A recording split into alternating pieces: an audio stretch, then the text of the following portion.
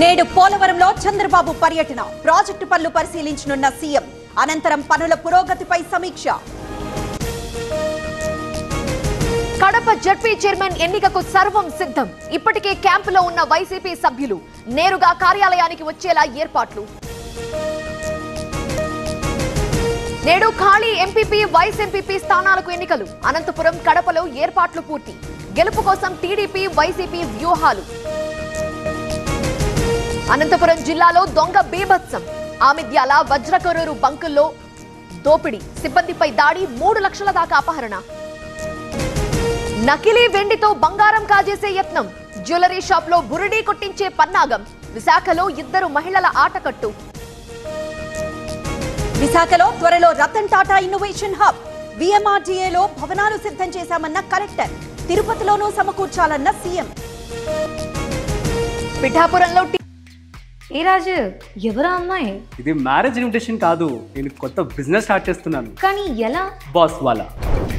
Boss వాలా, be the boss. TDP Janasena ఘర్షణ. జనసేన ఇన్ఛార్జిని అడ్డుకున్న టీడీపీ నేతలు. కార్యక్రమానికి వర్మని పిలవలేదని ఆగ్రహం. పెట్రోల్ కొట్టించుకొని పరార్. గుంటూరులో ఉడాయించిన యువకులు.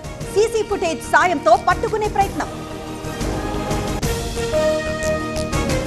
తెలుగు రాష్ట్రాల్లో మండుతున్న ఎండలు. 2 రోజుల్లో 3 డిగ్రీలు పెరగనున్న ఉష్ణోగ్రతలు. ఏపీలోని 424 మండలాల్లో వడగాల్పులు. బడుల్లో రోజుకు 3 సార్లు వాటర్ బెల్. ఎండల నేపథ్యంలో ఏపీ సర్కార్ నిర్ణయం. పిల్లలు నీళ్లు తాగేలా చూడాలని టీచర్లకు ఆదేశం.